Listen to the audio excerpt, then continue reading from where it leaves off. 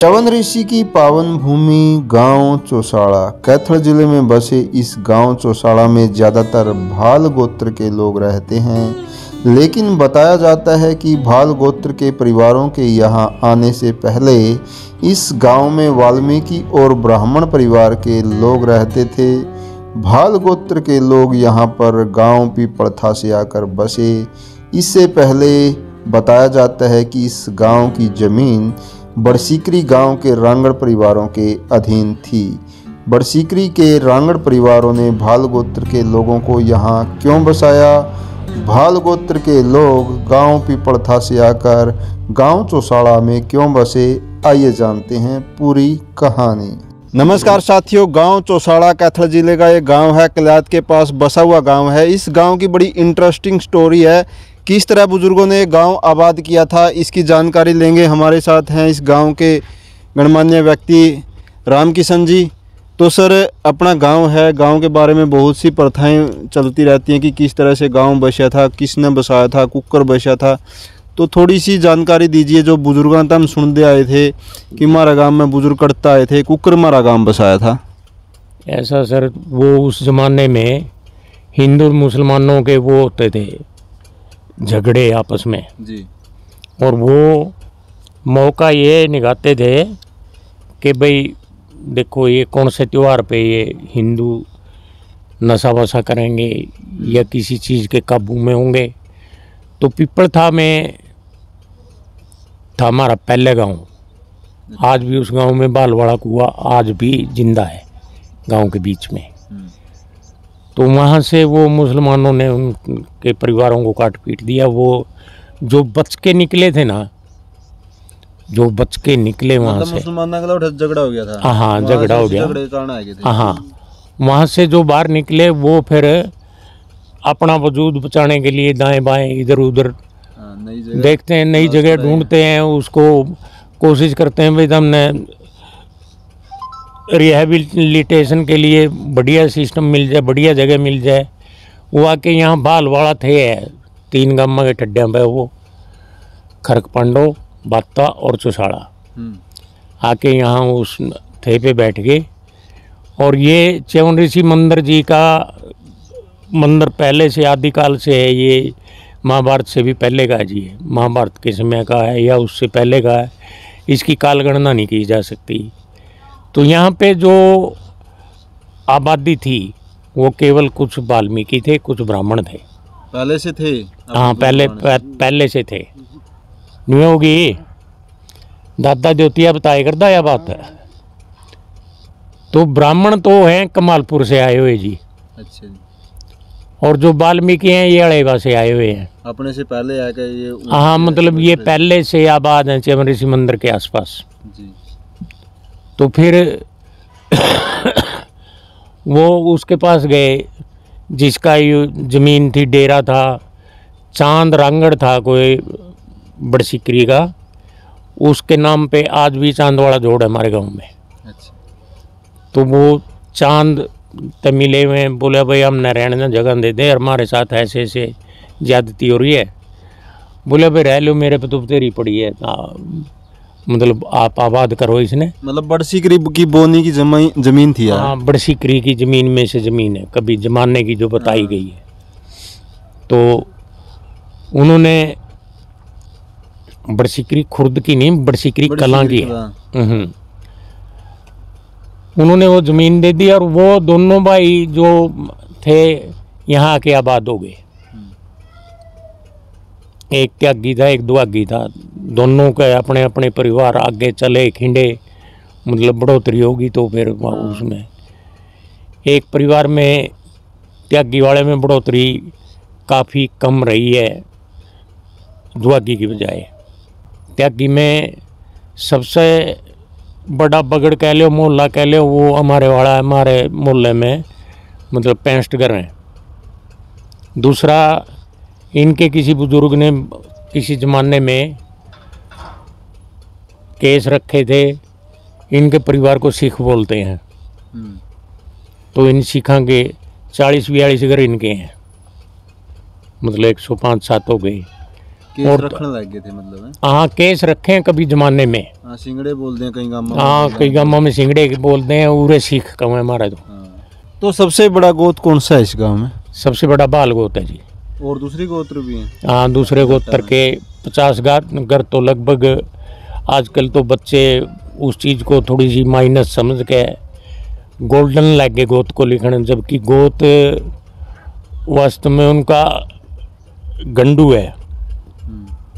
और गंडू गोत जाट इतिहास में भी है, मैंने खुद पढ़ा है।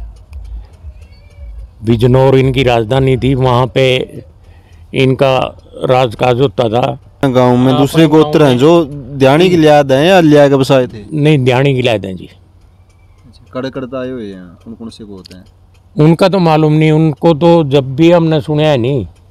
उनका अगर किसी ठोड़ेदार गल्ला है या किसी गल्ला नहीं बात हो है नहीं, तो अपने पंजाब वाले ने जितने ये केस वेस रखे करते नहीं, इन्हें जंगले कहते करते, जंगली। तो जो ये गंडू गोत है या गोल्डन गोत है, इनने तो जंगली कहें जी, पंजाब से आए हुए ये भी, ये पता नहीं कौन से गांव से आए हुए। दूसरा गोत्र कौन सा है? दूसरा गोत्र है रसोडे। अच्छा वो कहाँ से आए हुए हैं? ये गगड़पुर है। अच्छा गगड़पुर है इधर, सारे पंजाब की तरह? हाँ दोनों पंजाब से ही आए हुए हैं। और भी है कोई? और गगड़पुर वाले तो सरपंच साहब और के परिवार के साथ लगते हैं, इन्हीं की ज़मीन है उनके पास, इन्हीं का सिस्टम है सारा। और वो करारा मोहल्ले के साथ लगते हैं, जो गांडुआ का परिवार है। तो टोटल कितनी कुड़ी का गांव है अपना? मेरे ख्याल जारते तो फालतू हैं। हाँ टोटल 1200 के करीब है जी। 1200। तो टोटल बरादरी कौन कौन सी हैं और कहाँ कहाँ से लिया कर बसाई गई थी? ऐसा है जी, वो तो मैंने आपको पहले ही बता दिया कि हमारे से पहले के हैं। और ब्राह्मण थे पहले? हाँ वाल्मीकि और ब्राह्मण। प्रजापति भी आए होंगे, नाई प्रजापति भी आए हैं। ये तो फिर बाद में जब जुड़ से की जरूरत होती रही नहीं, उसको कहीं से भी लिया के बसाया जाए। ये नहीं मालूम कौन कहाँ से लाया गया था, लेकिन है आबाद। जब से गांव बस रहे तब से आबाद है आज तक। सभी बिरादरियाँ हैं? हाँ सभी बिरादरी हैं। इसमें झींवर भी हैं, नाई भी हैं। पहले ये छिम्बी, मुसलमान छिम्बी हो कर दे, वो 47 में पाकिस्तान चले गए। अच्छा डेंगे हैं कुछ घर, 3-4। तो मुसलमान भी थे इस गांव में पहले? मुसलमान छिम्बी थे। कितने परिवार थे यहाँ पे?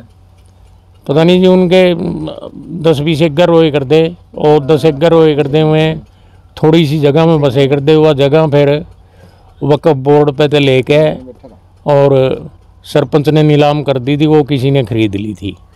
अच्छा ये वर्तमान में उनके कोई बुजुर्ग का नाम याद है? यहाँ से कौन गए थे? हाँ मुसलमान लुहार हैं जी हमारे गांव में। अभी भी हैं? हाँ अभी भी हैं, मुसलमान भी हैं और हिंदू लुहार भी हैं। अच्छा तो जो मुसलमान गए नहीं पाकिस्तान, उनके किसी बुजुर्ग का नाम याद है?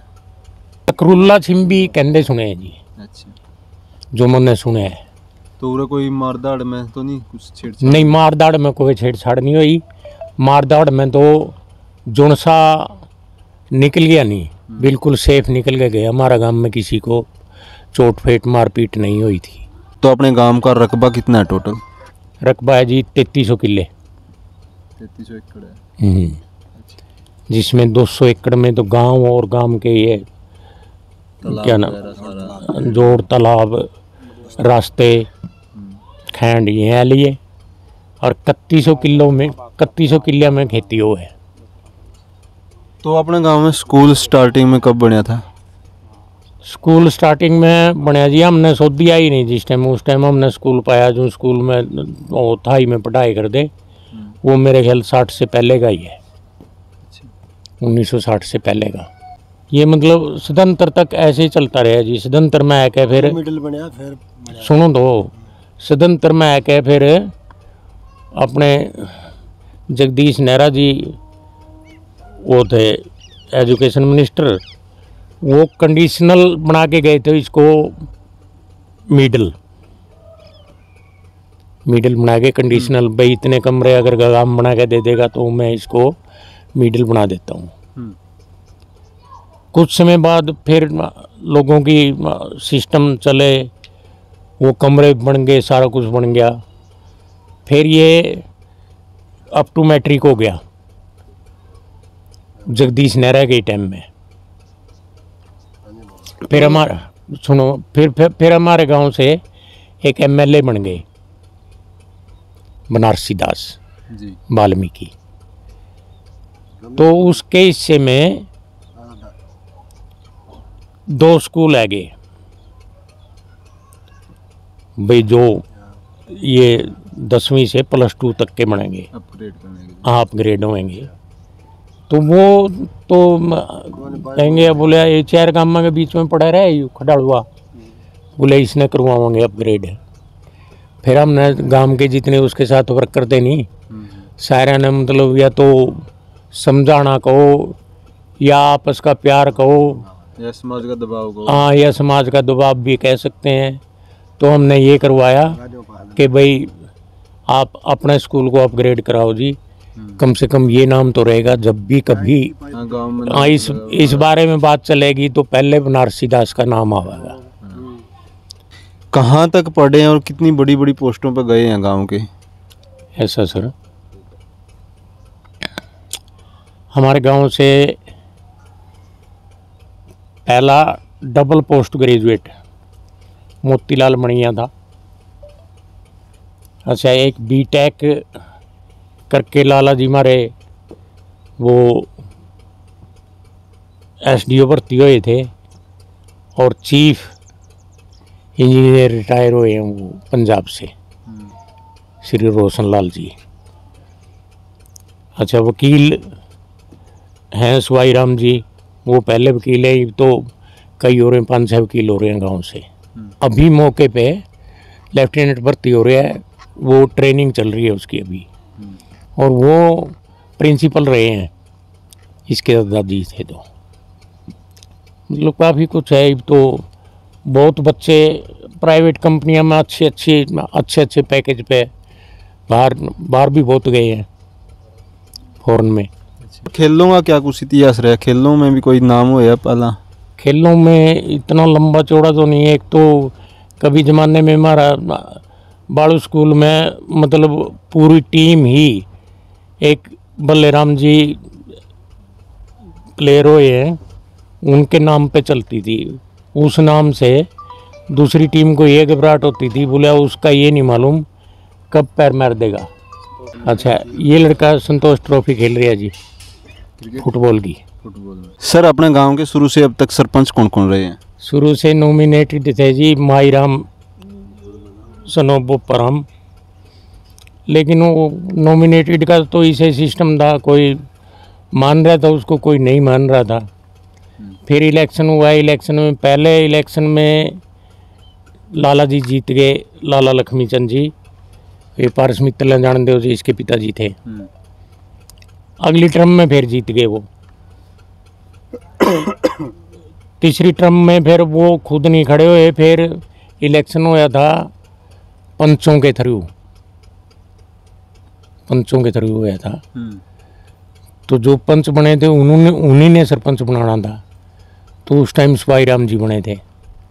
सुवाई राम जी वकालत कर रहे थे, उनकी किसी सब्जेक्ट में कंपार्टमेंट रह रही थी, वो तब तक प्रैक्टिस कर नहीं सकते थे, सरपंच बन गए। लेकिन बाद में उनकी वो कंपार्टमेंट टूट गई, वो जाते हुए इसको जोगिराम को दे गए।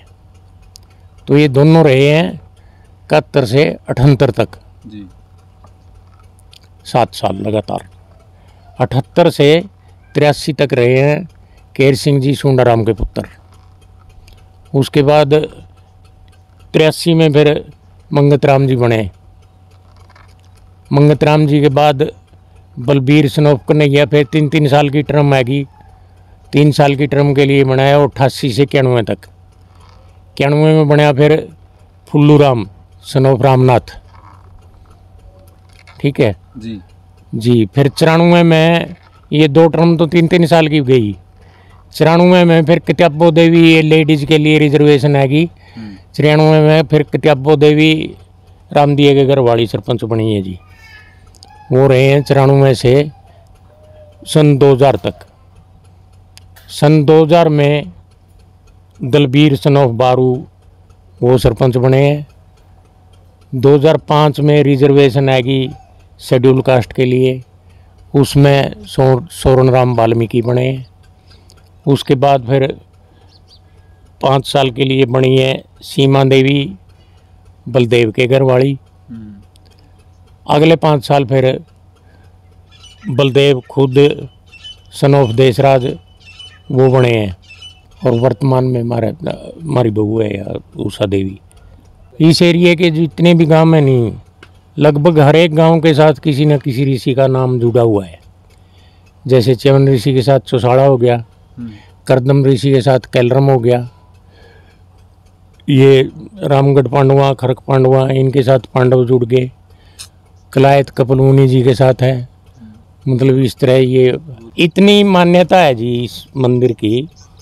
हमारे गांव से जो भी आदमी बाहर गया है ना जी, तो वो कोशिश तो करता है साल में 2 बार आने की, जी, नहीं तो 1 बार तो कम से कम आता है।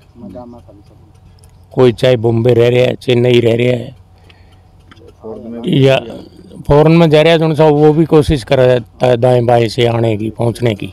खेलों का क्या कुछ व्यवस्था है? क्योंकि शिक्षा के साथ साथ आजकल जो है खेलों में भी फ्यूचर तलाशते हैं युवा, तो गांव में खेलों की क्या कुछ व्यवस्था और क्या कुछ पंचायत करने की तैयारी में है? ऐसा है जी, हमारी गांव के अंदर खेलने की अभी व्यवस्था ठीक है, लेकिन और ज़्यादा इम्प्रूवमेंट की ज़रूरत है। क्योंकि खेल के कुछ इंस्ट्रूमेंट हैं जो अपने पास अभी अवेलेबल नहीं है, लेकिन पंचायत के सहयोग से और ग्रामवासियों के सहयोग से, सरकार के सहयोग से ऐसे इंस्ट्रूमेंट और आने चाहिए जिनसे खिलाड़ियों को मदद मिले, और हमारा जो गांव का बच्चा है, लड़का है, वो आगे जाके हमारे गांव का जो नाम है वो देश के अंदर रोशन करे। ये रिक्वेस्ट है कि बच्चों की जो भी वहाँ रिक्वायरमेंट है, जो भी ज़रूरत है, उसके लिए कहीं से फंड अरेंज करो। बच्चा ने तंग ना होने दो भाई फलानी चीज़ हमारे पास खेलने के लिए नहीं है।